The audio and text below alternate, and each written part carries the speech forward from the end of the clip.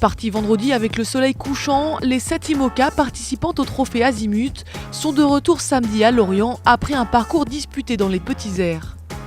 À ce petit jeu-là, c'est massif avec François Gabard et Michel Desjoyaux qui s'en sort le mieux sur les 80 000 du parcours.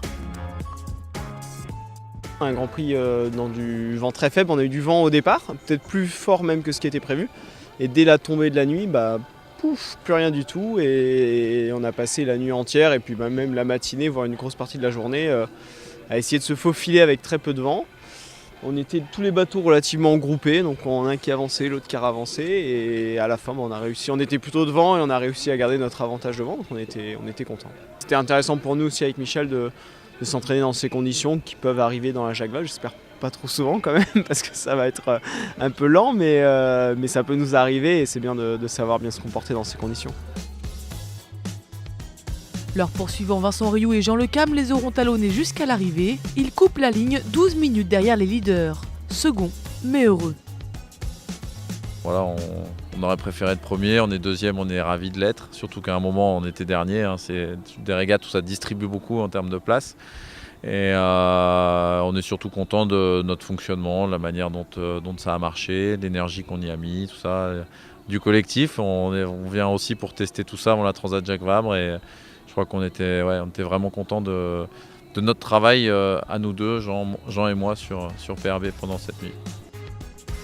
Ils sont arrivés dans un mouchoir de poche, 4 minutes après le bateau orange. Bernard Stam et Philippe Legros sur Cheminée Poujoula complètent le podium. Derrière eux, Maître Coq, Marée et Safran.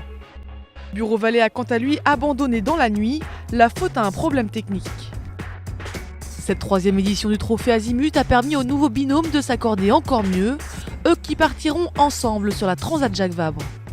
Jean n'avait pas navigué sur ce bateau beaucoup et c'était encore un petit peu patachon. Depuis, on a pris le taureau par les cornes, on s'est pas mal entraîné et puis là on voit que voilà, ça commence à fonctionner.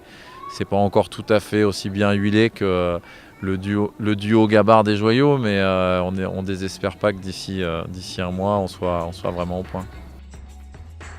Escorté par les Penduic d'Éric Tabarly, c'est une belle arrivée au ponton que nous ont offert ces 60 pieds IMOCA.